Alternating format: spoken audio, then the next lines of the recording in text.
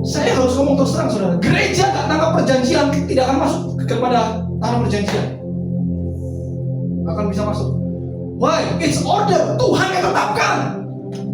Bukan, Pak, yang penting ada kasih karunia. No. Kasih karunia ini loh, perjanjian. Baik, kita harus menangkap.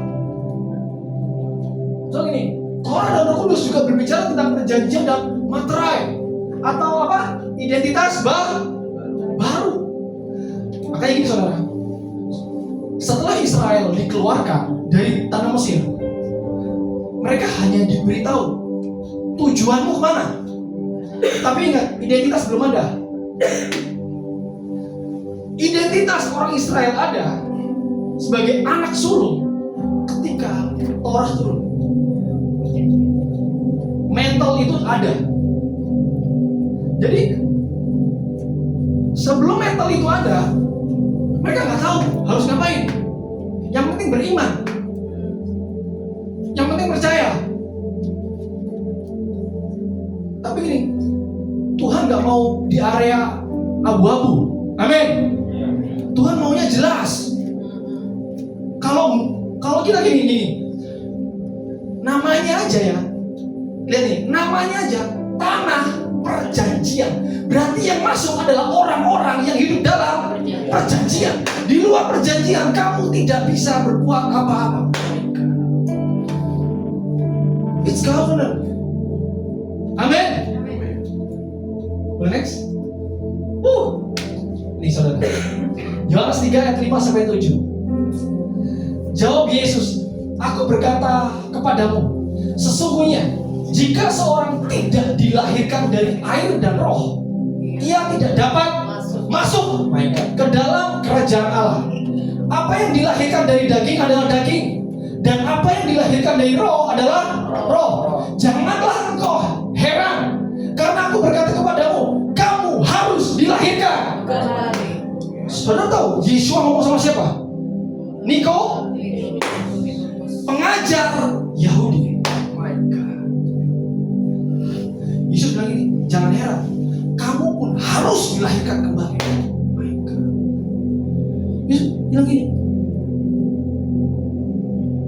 Ada ayat yang unik sih, saudara.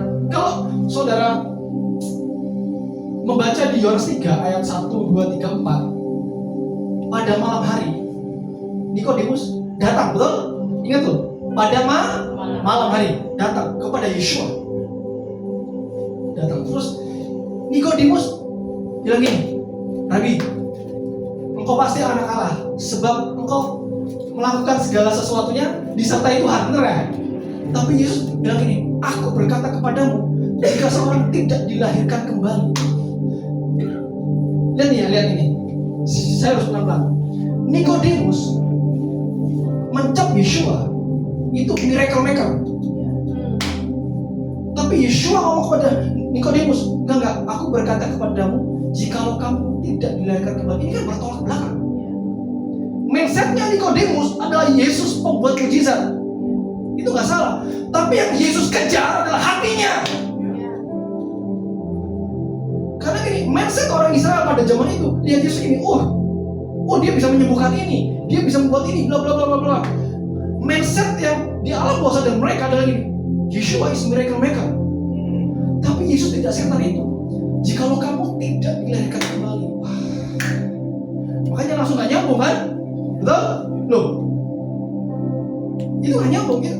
Karena ini, apa yang diharapkan Nikodemus dengan apa yang ditargetkan Yeshua itu lain. Yeshua menargetkan hatinya, tapi Nikodemus mujizat, tanda. Different lain. Makanya gini, sekalipun kamu mengajar Israel, mengajar Yahudi, kamu harus dilahirkan kembali.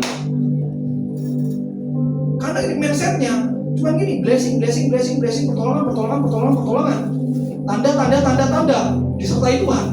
Tapi Yesus bilang gitu, aku tangkap hatimu dulu. Amin. Next. Nih, Yohanes 7 ayat 38-39.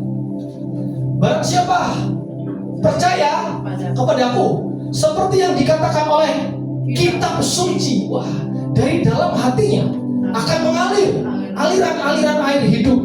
Yang dimaksudkan ialah roh yang akan diterima oleh mereka yang percaya kepadanya. Sebab roh itu belum datang karena Yesus belum dimuliakan. Roh ini siapa? Roh Kudus, this Holy Spirit. Karena lihat nih, barang siapa percaya kepadaku yang dikatakan oleh kitab suci. Saudara tahu gini, selalu berbicara tentang hukum dan ketetapan. Artinya apa? Kalau kamu percaya kepadaku, kamu akan dialiri aliran-aliran hukum dan ketetapan. Bukan cuma rejoice. Ada aliran-aliran hukum dan ketetapan dan peraturan.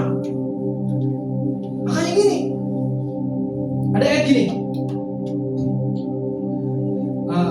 Jika roh itu datang, roh itu kan memerdekakan, betul?